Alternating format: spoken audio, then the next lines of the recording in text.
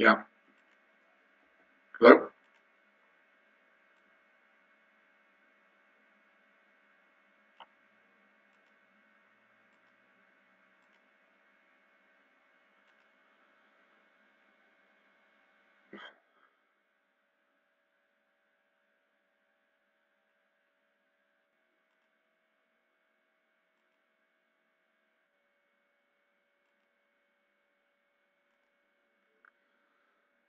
Okay, everybody, let's look at the market here. Wild day. It's Wednesday, December 19th. Let's take a look at the S&P after the Fed announcement day. Let's take a look at the daily. This is where most of the action is, so let's spend the most time here. Look at the daily chart on the S&P. You can see the level we're focused on here is this level in April. It's 25.52. So that's the level that it traded at most of the day. You could see here, let's bring up a 60-minute chart, the 52 level. So you can see it hung around here a lot of the day, like from 9:30 up until Fed day. So we want to basically see how it acts at 25.52. Now, we know our bias is short because if it breaks through that level here, 25.52, you got another level here, 25.29, and chances are it's going to go through that level, especially since it's the yearly low. So we want to be leaning short here at 25.52. So we key on that level. If you bring up a 15-minute break, so here's this Fed announcement craziness, 2 o'clock to 2:30. And you could see right at 2:30, it's at 20, let's bring up the thing here. It's at 25.59. And it trades above that level, and then it goes right through 25.52. And 25, and then it continues to go down. So it breaks that level after, which is what we like to see. If we bring up a 60-minute,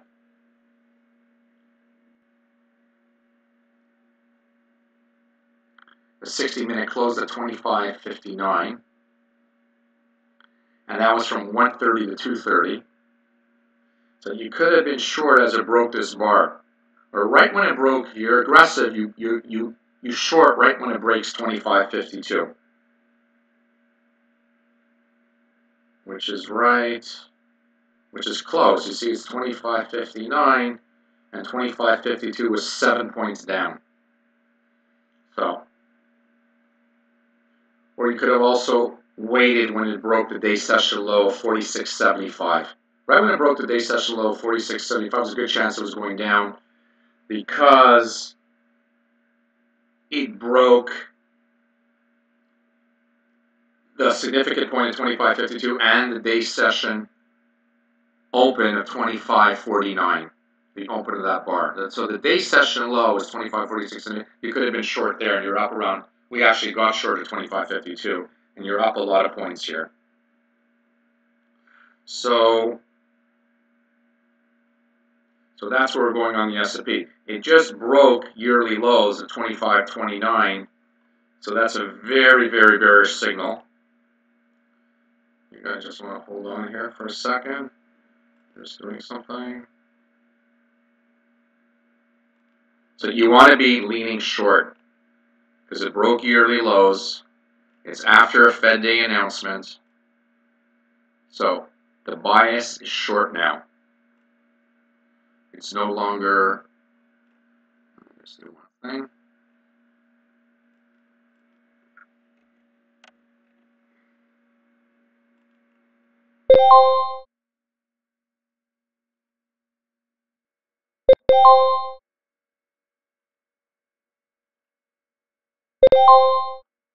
Hold on for a second.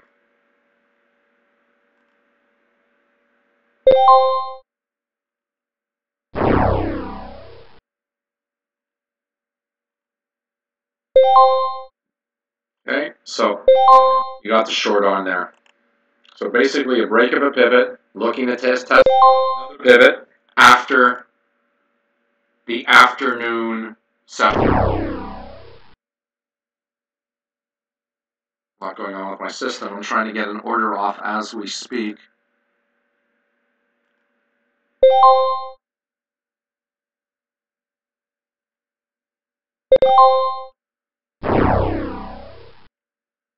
Okay, so that's on the S&P. So we're short and we're staying short. We hold shorts for 2 days till the end of the day, end of next day. So on short, break of a pivot after 2:30, just to confirm, took out the day session low. Okay, now let's look at some of our other positions. A lot going on here in the markets. The S&P is just wild. Let's take a look at the Swiss franc, which we're long.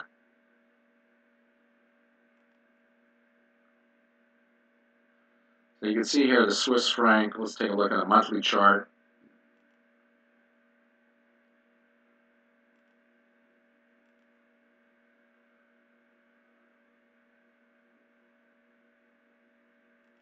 Sorry about this. Let me just get my charts in line. Things are moving very fast in the markets, so the charts are going crazy. Here's the monthly. Remember, we got long over here, recovery of a pivot. The pivot point was over here. We had a monthly recovery here, a close below, and a close above. So we're staying long the Swiss franc, looking at to come up somewhere. Our goal is going to be right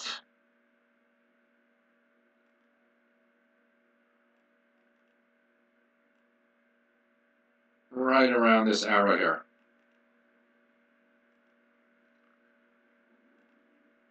That's our goal. Seems far away, but it can touch it. So let's just wait that on the Swiss franc. Remember, we only want 2 or 3 positions. Let's say 3. So we're long the Swiss franc on recovery of a pivot. We got short the S&P on a break of a pivot, looking to test yearly lows, which it has done. We're going to hold that. Shorts we only hold for 2 days, because our bias is always long. And we got a trade here in natural gas, which I'm looking at. We got out of natural gas before, but if you look at natural gas on a daily,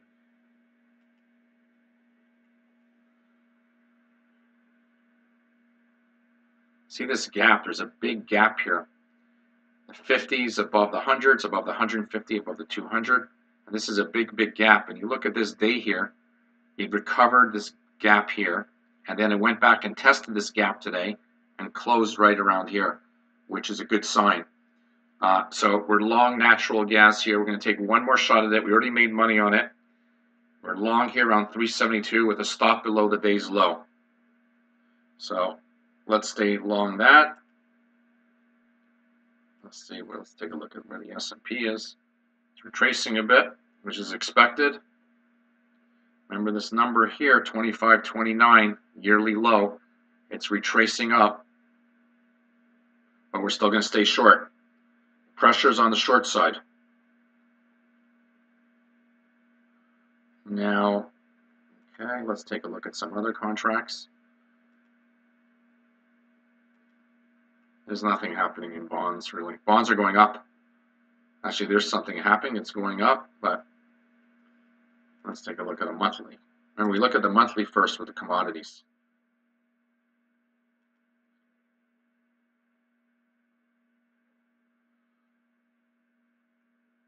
No buy. This would be a buy point down here, but no buy here. Let's take a look at a weekly on bonds.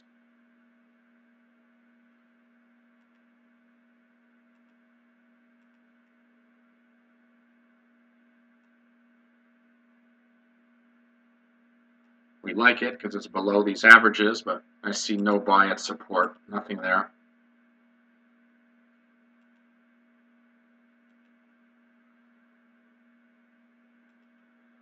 Okay, let's take a look at the Australian dollar. One of you guys was asking me about that. A is the Australian dollar. Going down. There's no monthly pivot that I see. This is a pivot point here, down here, 70.06. It hasn't got down to that level. So We want to see what happens when it gets down to this level. You can see it tested that level over here in 2015 and took off from that level. So that's the Australian. Pound, I suppose there's nothing. Pound's going down. Just broke this trend line. No buy. Let's take a look at the Canadian. Just broke a trend line also. Not a good sign. We're not going to go short. Trend lines we use for guidance. They're not a final decision maker. They're like retracement levels. We use it to assist us, but not to make the final decision.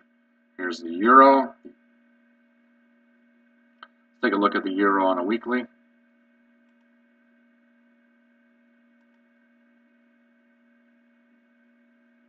See, it's just holding around this 200 weekly moving average, which is the black one. So, but we don't have a buy. Ideally, we want it to come below this big bar here, which broke the 200 and successfully tested. Pound just hanging out. Looks like it's breaking above here. No buy though. It's just too much consolidation. Too much. It's not clear. Look at oil. Big action in oil. 47 bucks.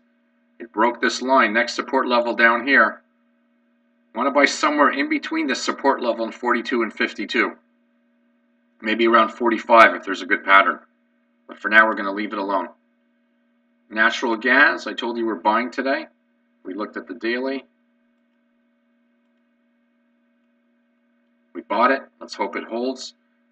The daily's right here. What we like about it, just to review.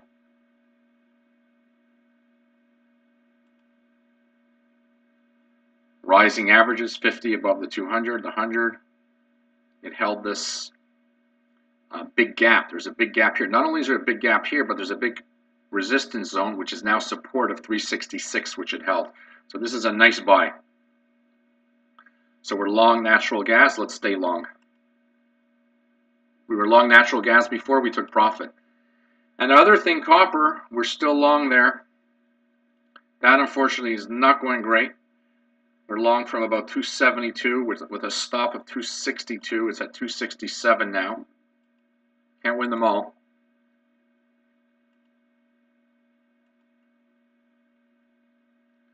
So our stop is 262. Let's hope it continues. Let's hope it goes up. Let's hope it reverses.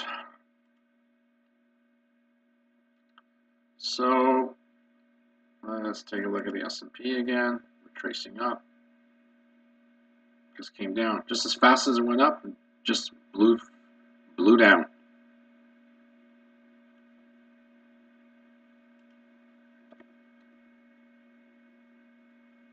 Look at that. It just went from here to 17 all the way to here. Okay, so just to recap, we're short the S&P, we're long the Swiss franc, we're long natural gas, we're long copper, 4 positions, max, can't go higher than that. And we're holding the S&P at least till the end of the day tomorrow. It's broke yearly lows, which is a bad sign. Okay, that's a wrap for today. Let's regroup next week. We're doing these sessions once a week. And any questions, you guys can contact me on toptradingsignals.us. For those of you who want more up-to-date trading signals, sign up for my free trial on toptradingsignals.us. Okay, everybody, be well.